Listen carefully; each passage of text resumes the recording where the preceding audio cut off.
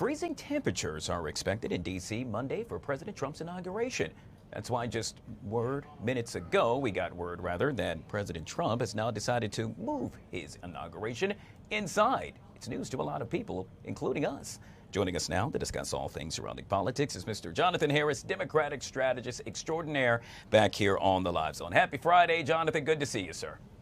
Happy Friday. Good to be back with you. All right, let's start with the breaking news. Just a couple of minutes ago, we got word that the president-elect will now be moving his inauguration inside. It's to my understanding it will take place, it being the swearing in, inside the Capitol Rotunda.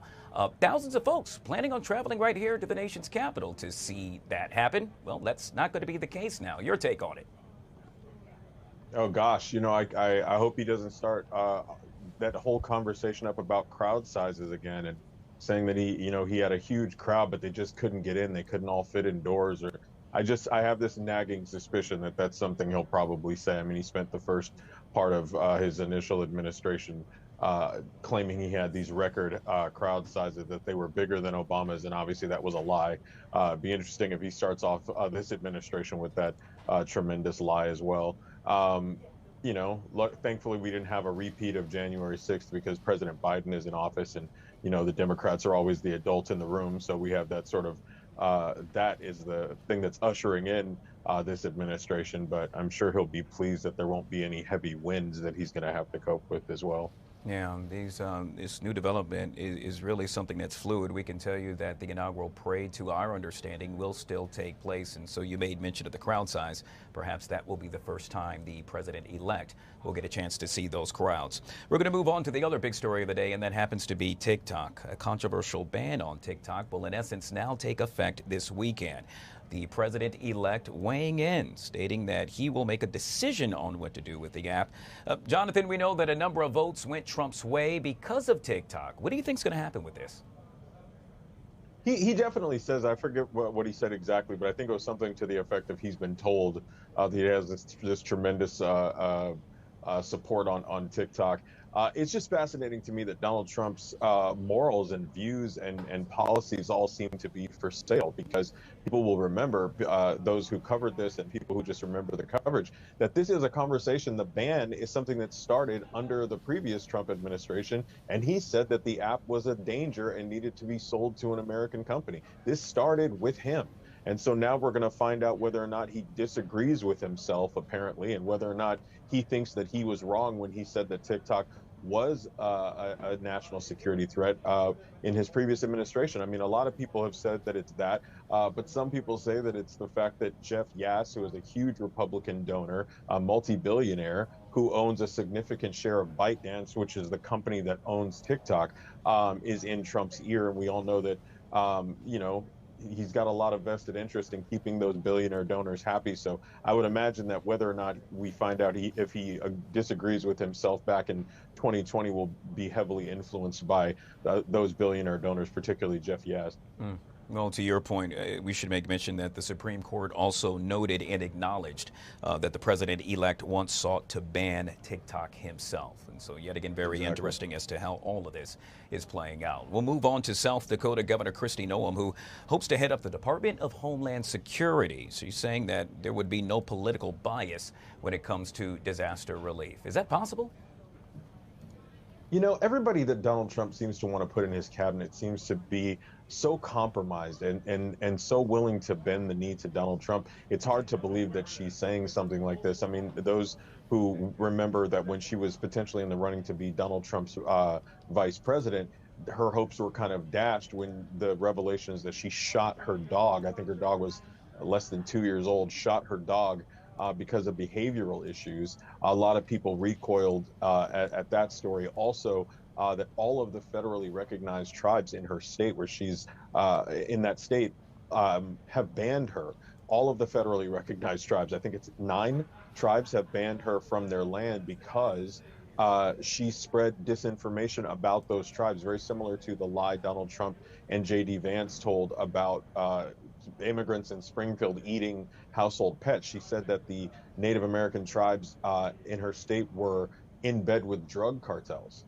And they were, they cared more about these drug cartels and drug money than their children and so on and so forth. And so she was banned by those tribes from entering their land. So it's hard to believe that a person like that, with that history, is going to be able to be impartial, because many people saw her throwing those people under the bus in the same way that Trump and J.D. Vance did, with immigrants, to score points with other people. And those tribes or those immigrants were just kind of collateral damage. So I guess that's what she says, but it's hard to believe based on her actions that that's what she'll do.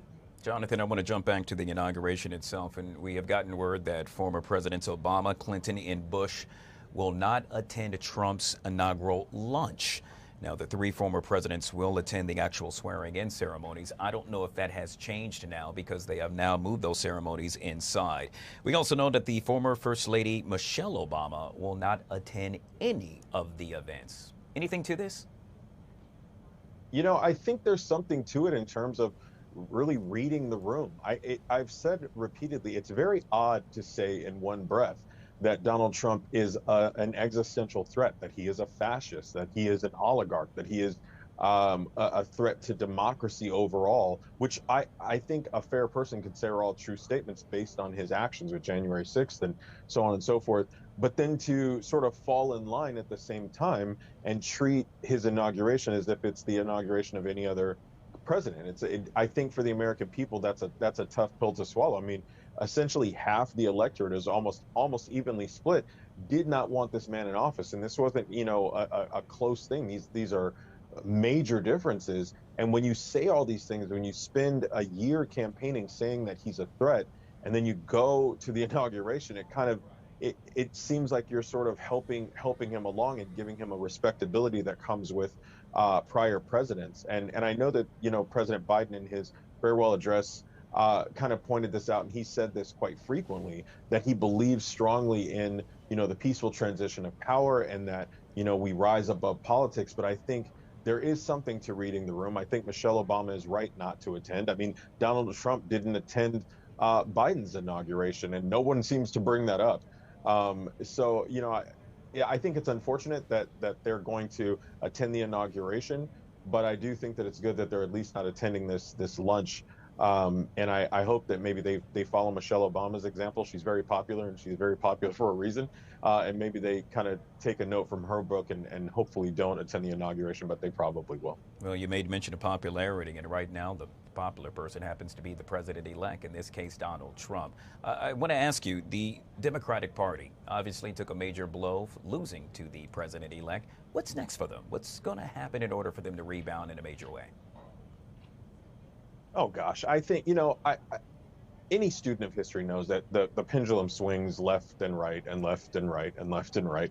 The previous election was Democrats taking over, and when Democrats win, they usually win huge. President Biden won by over 8 million votes. The difference with Donald Trump is that when Donald Trump ran the first time, he lost the popular vote by 3 million, and this time there was only a 1.5% difference in votes between him and Vice President Kamala Harris. So a victory is a victory, but when Democrats win, they usually win huge. They have the narrowest majority in the House, I think, in a century. That's fine. I think they should enjoy their victory, but I think it doesn't take very much time for the American people to see what Republicans do when they're in office and to sort of recoil by it. I mean, historically speaking, in the last midterms, it should have been what they kept calling a red wave. Republicans kept predicting this red wave that did not happen. And it didn't happen largely because of the issue of abortion and how unpopular the Republican position is on abortion. So, I don't like to predict things, but it wouldn't surprise me if in the next set of midterms, Democrats regain control because of the lack of popularity of a lot of Republican ideas and policies. All right. Jonathan Harris, political strategist, joining us yet again on the Live Zone. Good to see you, sir. Make it a great weekend. Good to see you. Enjoy your weekend.